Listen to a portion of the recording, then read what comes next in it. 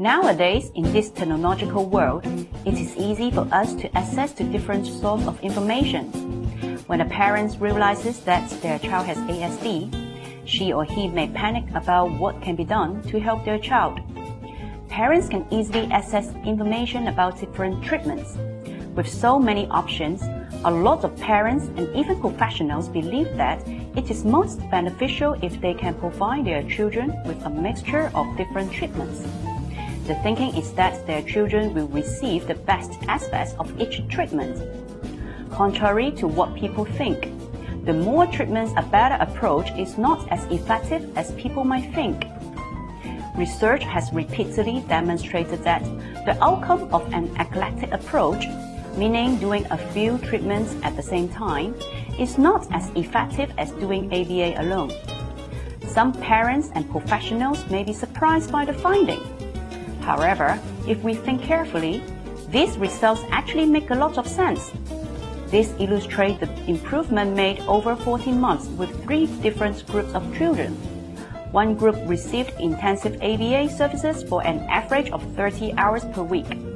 The second group received ABA and other services such as speech therapy, OT, and small group interventions, also for an average of 30 hours per week.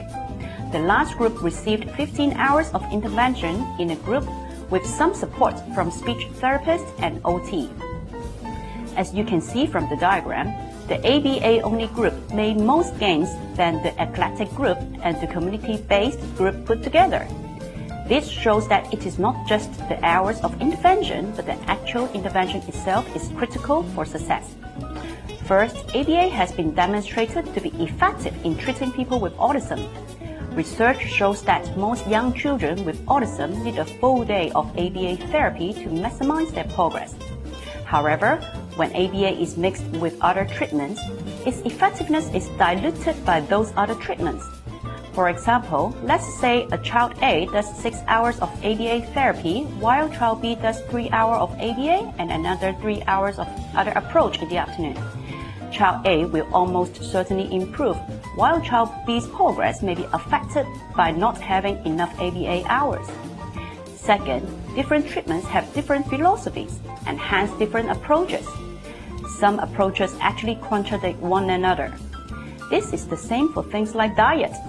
Some people advocate low fat as the best, while others may advocate high fat with low carbohydrates. It would be impossible to do both diets at the same time. In the Autism Partnership Method, we focus on building incompatible skills to reduce the self-stimulation of our children. While some treatments may see self-stimulation as a need, and time will be allocated to do that. A child undergoing both treatments will be receiving conflicting training. Therefore, the behavior is unlikely to improve. Third, consistency is critical in teaching individuals with ASD, especially young children. Different treatment providers will assess skills and needs differently, and as a result, respond differently to children. This leads to a variety of ideas and approaches that are not consistent with each other. Consequently, the children will less likely to learn the vital skills they need. Some parents may think that ABA only addresses behavior problems or is only appropriate for children with a certain level of impairment. This belief is not correct.